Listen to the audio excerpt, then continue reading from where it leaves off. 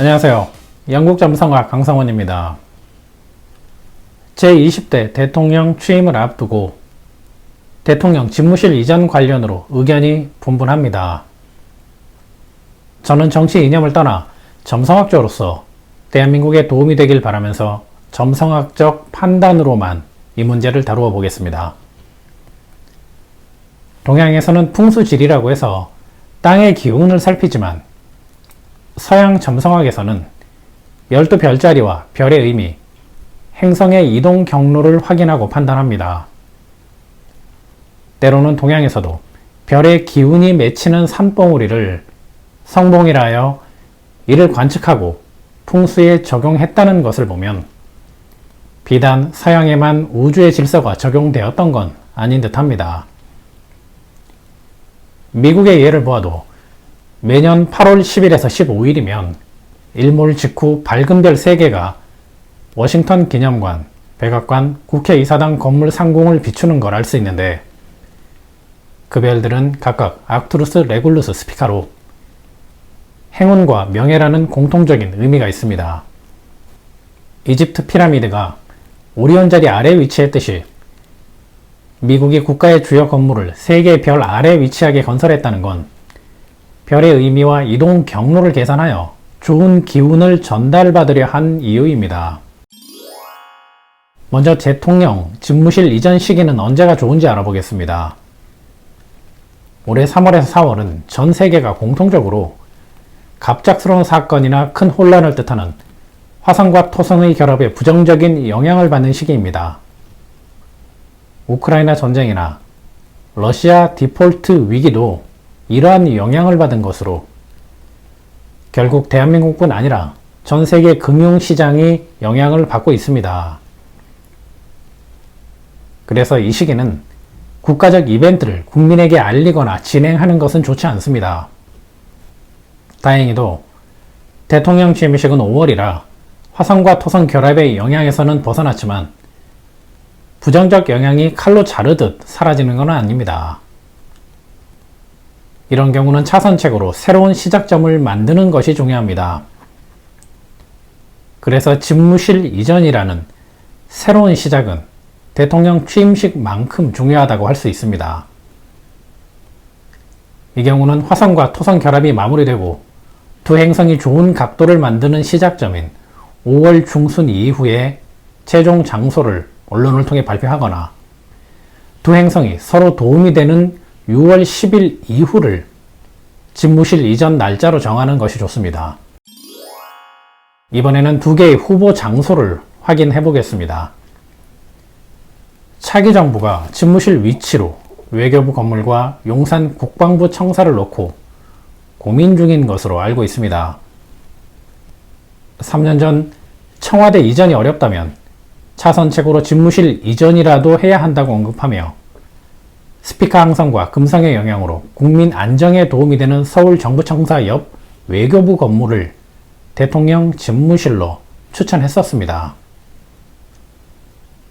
예전 동영상 다시 보기는 댓글 상단에 링크를 해놓겠습니다. 외교부 건물은 토성형 건물로 윤석열 당선자 차트에서 강한 염소 자리와 연관되는 것도 장점이지만 미국 국회의사당 상공에도 영향을 미치는 스피카별도 영향을 주고 있고 경복궁이 외교부 건물을 도와주는 각도에 위치하기 때문에 일종의 방호막 역할을 하고 있어 집무실이 위치할 경우 국민이 안정된다는 긍정적 의미가 있습니다. 이때 스피커 항성은 처녀자리 알파성으로 행운과 예상치 못한 명예, 국민에게 좋은 평판을 듣게 된다는 뜻도 있으니 결국 대한민국에 도움이 되는 장소가 아닐까 생각합니다. 다음 장소는 용산 국방부 청사인데 이곳은 목성형 건물입니다. 사주상 부족한 오행의 기운을 채우기 위해서나 군의 특정 조직만 강화하거나 혹은 전체 조직을 약화시키겠다는 의도로 선택한 장소가 아니라는 전제하에 살펴보겠습니다. 2022년 국가운에서 윤석열 당선자 차트에서 큰 영향을 미치는 백왕성의 부정적인 기능을 순화시키는 의미로 군대를 언급했었는데 군을 활용한 시스템적 접근이었지 군 건물 입주를 뜻한 건 아니었습니다. 지금부터 알아보겠습니다.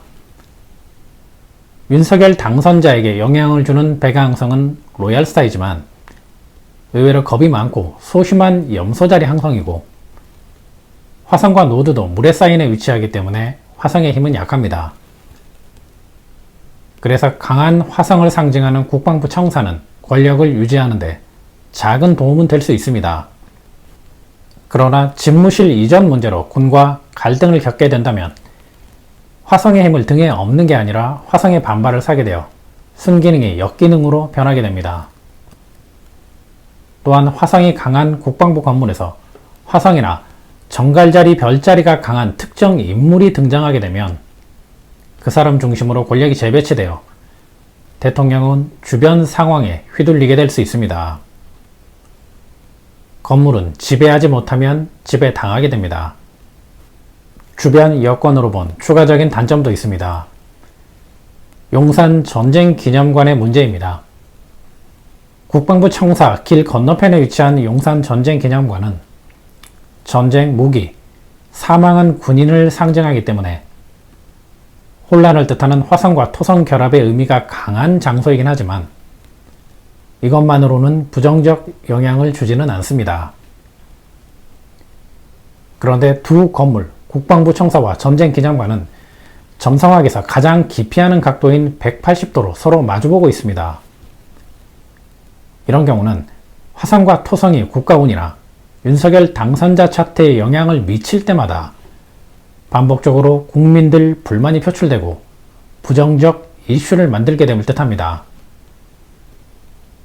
그리고 외교부 건물은 경복궁이 방호막 역할을 하지만 국방부 청사 주변에는 방호막이 없습니다.